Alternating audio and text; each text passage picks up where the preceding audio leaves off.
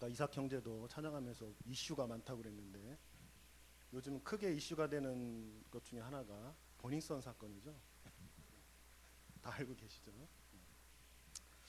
그런데 그런 이슈 말고요. 제가 관심 있는 것은 이 대한민국의 교회에 관한 이슈입니다. 교회가 손가락질 받고 욕을 받는 것 중 가장 큰 이슈는 제가 생각하건대 대형화돼가는 교회와 세습의 문제인 것 같습니다. 이게 최근에 이슈가 많이 되어왔죠. 목회자들과 교회를 주도하고 있는 리더들이 자신들의 권위를 내세우고 명예나 물질을 추구하는 것입니다. 그리하여 설교 단상에서나 개인적인 활동 가운데 더 많은 사람들의 인기를 얻기 위해 듣기 좋은 말만 하거나 유식한 척하거나 무슨 자신이 신령한 능력을 가지고 있는 것처럼 행동하는 것입니다. 혹은 갖은 수단을 다 동원하여 교회의 재정에 관여하고 그것을 유용하여 개인적인 재산 축적을 위해 사용하기도 하는 것입니다. 최근 유행처럼 일어나고 있는 이러한 교회 대형화와 세습의 문제들은 목회자들과 교회의 성도들이 교회의 주인이신 오직 주님만으로 만족하지 못하고 세상의 가치를 더 좋아하고 따라가기 때문입니다. 지금 이 시대는 정말 사도 바울과 같은 사역자와 데살로니가 교인 같은 성도들이 더 많이 생기도록 기도할 때인 것 같습니다. 데살로니가 교인은 어떤 사람들이었을까 궁금합니다. 1절로 한번 가볼까요? 본문 띄워주시죠. 1장 3절로 7절. 데살로니가 1장 3절로 7절입니다. 한번 같이 한 목소리로 읽겠습니다. 시작. 너의 믿음의 역사와 사랑의 수고와 우리 주 예수 그리스도에 대한 소망의 인내를 우리 하나님 아버지 앞에서 끊임없이 기억함이니 하나님의 사랑하심을 받은 형제들아 너희를 택하심을 아노라. 이는 우리 복음이 너희에게 말로만 이른 것이 아니라 또한 능력과 성령과 큰 확신으로 된 것임을 우리가 너희 가운데서 너희를 위하여 어떤 사람이 된 것은 너희가 아는 바와 같으니라. 또 너희는 많은 환난 가운데서 성령의 기쁨으로 말씀을 받아 우리와 주를 본받은 자가 되었으니 그러므로 너희가 마게도냐와 아가야에 있는 모든 믿는 자의 본이 되었느니라. 아멘. 데살로니가 교회를 세운 사도 바울은 여러 가지 핍박과 어려움으로 인해 개척한 지 얼마 안 된 데살로니가 교회를 떠나 다른 지역으로 가게 되었습니다. 그러나 바울은 항상 데살로니가 교회를 생각하고 있었습니다. 걱정이 되어 데살로니가 교회에 디모데를 화송하였습니다. 그 지역에 보내었는데 디모데가 이러한 좋은 소식을 갖고 온 거예요. 바울이 얼마나 기뻤을까요? 그렇지만 사단의 세력은 교회가 든든히 서는 것을 좋아하지 않는 것 같습니다. 거짓 교사들로 인해 여러 가지 문제들이 발생했는데 그중 하나가 바울을 비방하는 것이었고 그 다음에 재림과 부활의 문제였습니다. 거짓 교사들이 사도 바울을 어떻게 비방했을까? 사도 바울이 데살로니가 교회를 세우고 복음을 전하는 목적이 자신의 명예와 권위를 세우고 물질을 채우려는 욕심에서 나왔다고 주장을 하는 것입니다. 본장은 이에 대해 변론하는 장이기도 하지만 정말 사도 바울이 어떠한 마음으로 사역하였는지 이 시대와 교회와 성도들을 향해 하나님이 무엇을 원하시는지 잘 나타나 있습니다. 과연 하나님께서 대한민국의 일부 교회들과 같이 교회 건물에 목숨을 걸고 물질과 명예를 놓을 수가 없어서 세습하며 손가락질 받는 교회를 원하실까요? 하나님은 과연 이 시대에 어떤 사역자들과 성도들이 서기 원할까요? 오늘 사도 바울의 사역의 모습 속에서 그 답을 한번 찾아보도록 하겠습니다. 첫째는 사도 바울은 고난을 무릅쓰고 복음을 전하였다는 것입니다. 우리 2절 한번 같이 보겠습니다. 같이 읽겠습니다. 시작. 너희가 아는 바와 같이 우리가 먼저 빌립보에서 고난과 능욕을 당하였으나 우리 하나님을 힘입어 많은 싸움 중에 하나님의 복음을 너희에게 전하였노라. 아멘. 사도 바울은 복음을 전하기 위해 고난받고 능욕받는 것을 두려워하지 않았습니다. 바울이 이 고통은 육체적 고통과 더불어 정신적 고통이 수반되는 것이었습니다. 강제로 벌거벗김을 당하고 매를 맞고 감옥에서 착고에 매인 채로 있어야만 했습니다. 그 고난은 예수님이 먼저 가셨던 길이고 바울도 동일하게 따라간 것이었습니다. 그리고 바울은 목숨까지도 주는 것을 기뻐한다고 고백하고 있습니다. 이것은 전인격적인 희생을 각오한다는 말입니다. 자기를 아끼지 않고 자기 교인들에게 복음을 전할 때 이러한 마음으로 전하였던 것입니다. 이처럼 복음을 전하는 사역자는 자신까지도 함께 내어줄 수 있어야 하는 것입니다. 이것은 우리 복음 전파가 무슨 사상을 전달하거나 어떤 이론을 학습하는 것과 다르다는 것을 말해주는 것입니다. 가령 우리가 어떤 자격증을 취득한다고 한번 생각해 봅시다. 그 자격증을 취득하기 위해 학원을 다니겠죠. 강사는 매일매일 진도에 맞춰서 학생들을 가르칠 것입니다. 그런데 그 강사가 자격증을 따게 해주기 위해서 내 전인격적인 내 온 생의 삶을 바쳐서 가르치진 않죠. 그냥 이론과 실습만 가르치면 되는 것입니다. 그 이상도 이하도 아니죠. 그러나 복음 전파는 다른 것입니다. 복음 전파에는 복음을 전하는 사람의 전인격적인 희생이 요구되는 것입니다. 복음 전파자가 복음대로 살아가야 하고 삶으로 보여줘야 하고 헌신과 희생으로 자신을 내어줄 때 그 복음을 듣는 자들에게 큰 능력으로 들어가는 것입니다. 복음을 듣고 받아들인 사람들의 삶 역시 변화를 일으키게 되는 것입니다.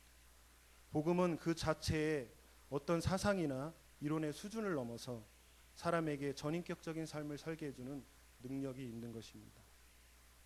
조선이라는 이 땅에 선교사들이 들어와 전인격적으로 희생하는 삶으로 복음을 전파하지 않았다면 지금 이 대한민국이라는 땅의 교회는 없었을 것입니다. 그리고 이 대한민국의 교회들이 많은 선교사들을 파송을 하는데 만약 이러한 전인격적인 희생이 없다면 목숨을 걸고 복음을 들고 세계 만방에 나가지 못할 것입니다.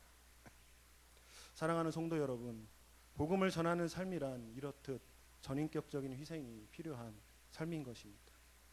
그러한 삶을 살아가며 복음을 전할 때 열매가 맺어지는 모습을 보게 될 것입니다. 하나님은 이러한 성도들이 서기를 원하는 것입니다. 둘째, 사도 바울은 오직 하나님의 기쁨을 위해 복음을 전파하였습니다. 4절 한번 같이 보시겠습니다.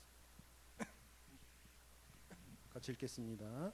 오직 하나님께 옳게 여기심을 입어 복음을 위탁받았으니 우리가 이와 같이 말함은 사람을 기쁘게 하려 함이 아니요 오직 우리 마음을 감찰하시는 하나님을 기쁘시게 하려 함이라.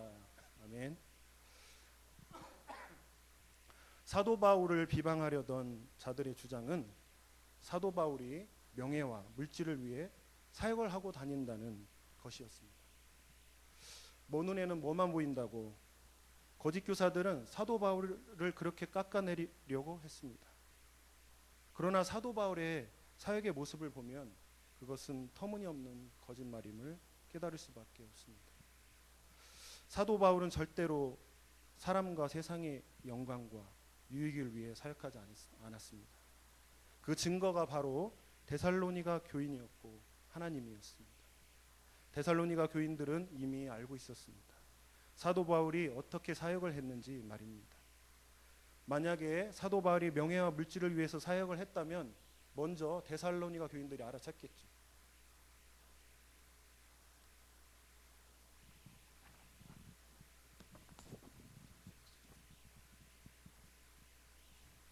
거짓 교사나 사도 바울이 똑같은 삶이었을 것이기 때문입니다.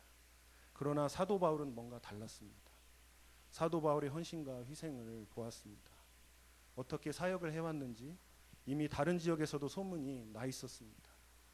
복음 사역을 위해 돈을 요구하지도 않았습니다. 그가 직접 장막을 만들어 생계를 유지하였습니다. 무엇보다도 그의 복음 사역의 모습은 하나님이 보시기에 순전하고 진실된 것이었습니다. 하나님은 절대로 속지 않으시는 분이심을 잘 알고 있는 사람이 바로 사도 바울이었습니다. 하나님은 사람의 마음이 어떠한지를 간파하고 계십니다. 사도 바울의 열매를 보면 그 증거가 더욱 명확합니다. 데살로니가 교인들이 복음을 받아들이고 믿음의 삶을 살아가는 그 모습, 이보다 더 확실한 증거가 어디 있겠습니까? 사도 바울은 하나님의 기쁨을 위해 복음을 전하였습니다. 그래서 사람들의 호의를 얻기 위해 자신이 전해야 할 메시지를 왜곡하거나 적당히 타협하지 않았습니다. 우리들 역시 복음을 전할 때 사람들의 호의를 얻기 위해 진리를 왜곡하거나 약화시키는 일이 없어야 합니다.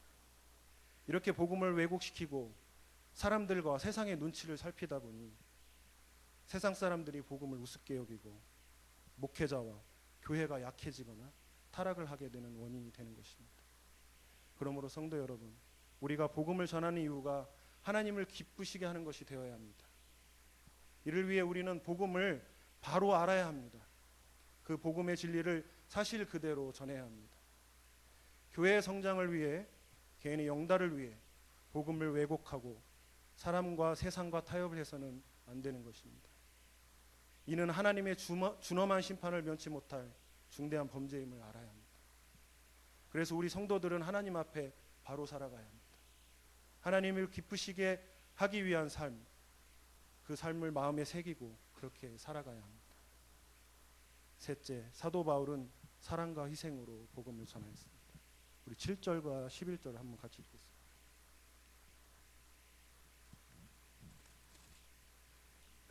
7절부터요. 우리는 그리스도의 사도로서 마땅히 권위를 주장할 수 있으나 도리어 너희 가운데 유순한 자가 되어 유모가 자기 자녀를 기름과 같이 하였으니. 11절이요. 너희도 아는 바와 같이 우리가 너희 각 사람에게 아버지가 자기 자녀에게 하듯 권면하고 위로하고 경계하노니. 아멘. 사도 바울은 어머니와 아버지의 마음으로 사역을 감당하였다고 고백하고 있습니다. 정상적이고 건강한 가정은 반드시 아버지와 어머니의 역할이 구분되어 있습니다. 지금 이 시대에는 그러한 것들이 많이 무너지긴 했지만 하나님이 원하시는 가정은 반드시 이러한 역할이 구분되어 있습니다. 어머니는 온화하게 감싸주고 챙겨주고 돌보는 것 같은 헌신적인 돌봄을 담당하는 반면에 아버지는 준엄하게 가르치고 훈계하고 타이르는 역할을 담당하는 것입니다. 흔히 어머니의 사랑을 헌신이나 희생, 애정으로 표현하는 반면에 아버지의 사랑은 인자나 보호 등으로 표현합니다. 이는 어머니의 사랑이 먹이고 입히는 생명과 같은 사랑인 반면에 아버지의 사랑은 그 생명을 보호하고 지켜주는 보호막과 같은 사랑이기 때문입니다. 이는 목회자에게 반드시 필요한 덕목입니다. 한 심령을 위해 애정어린 눈으로 살피며 눈물로써 기도하며 희생적인 섬김을 다해야 합니다. 그러나 동시에 그 심령이 성숙한 그리스도인으로서 자라도록 계속적으로 교육하고 훈계하며 채찍질해야 하는 것입니다. 성도의 여린 마음을 위로하고 지치고 쓰러졌을 때 포근하게 감싸주며 섭섭해하고 토라진 마음을 친절하게 달래줄 수 있어야 할 뿐만 아니라 그의 영적 필요에 따라 말씀으로 훈련하고 잘못된 신앙 습관을 가지지 않도록 관찰하고 악의 세력으로부터 이기도록 돌아보아야 하는 것입니다. 이는 이미 우리를 향한 하나님의 사랑에도 구체적으로 나타나 있습니다. 하나님의 사랑은 때로는 어미의 사랑처럼 우리를 위로하고 보살핍니다. 그러나 동시에 하나님의 사랑은 아비의 사랑과 같이 공의 가운데 가르치고 훈계하는 것입니다. 이렇게 영양분을 골고루 먹어야 성도들이 건강하고 열매 맺는 삶을 살아갈 것입니다. 이렇듯 사도 바울은 이러한 세 가지 마음으로 복음 사역을 감당하였습니다. 그 세 가지가 뭐였죠? 복음을 위해 고난을 무릅쓰고, 복음을 전할 때 하나님을 기쁘시게 하는 마음으로 했고, 복음 사역을 할 때 어머니와 아버지의 사랑과 희생의 마음으로 하였습니다. 이러한 자세로 복음을 전한 이유는 무엇이었을까요? 왜 이러한 마음으로 복음을 전하였을까요? 12절 한번 같이 보겠습니다. 12절 같이 보겠습니다. 한 목소리로 읽겠습니다. 시작. 이는 너희를 부르사 자기 나라와 영광에 이르게 하시는 하나님께 합당히 행하게 하려 함이라. 아멘. 즉 사도 바울은 이 성도와 교회를 하나님 앞에 바로 세우려는 사도 바울의 확실한 뜻이 담겨져 있는 구절입니다. 즉 사도 바울은 데살로니가 교인들이 하나님께 합당한 삶을 살도록 하기 위해 그런 마음으로 복음을 전했고 가르쳤다고 말하고 있습니다. 우리는 여기에서 그리스도인의 가장 바람직한 모습은 하나님께 합당하게 행하는 자가 되는 것이라는 사실을 알 수 있는 것입니다. 세상이 원하고 내세우는 이상적인 인간은 어느 한 분야에 대한 지식을 완전히 습득하고 완벽한 사회성과 적응력을 가지며 사회에 도움이 되고 사회 발전에 필요한 그러한 자율적이고 성숙한 인간을 말하고 있습니다. 이러한 사람들에게 하나님이란 단지 옛날 이야기나 신화에 불과합니다. 이와는 달리 우리 기독교가 내세우는 이상적인 인간상은 바로 하나님께 합당하게 사는 인간을 말하고 있습니다. 합당하게 산다는 것은 무엇을 말하는 것일까요? 바로 하나님의 뜻에 부합하며 살아가는 인간상을 말하고 있습니다.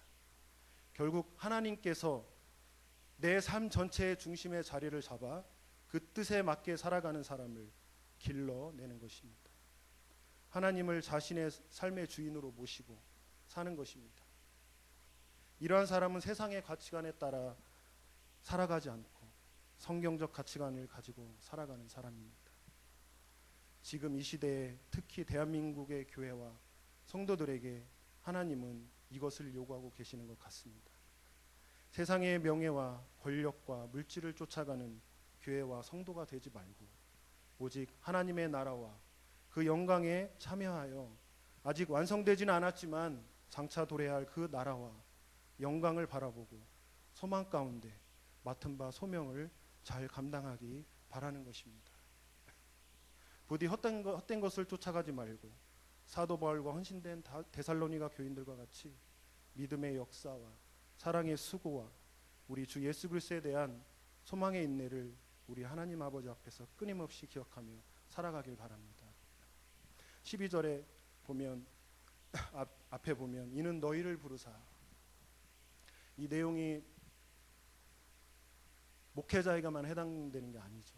하나님 우리 전부를 다 부르신 줄 믿습니다.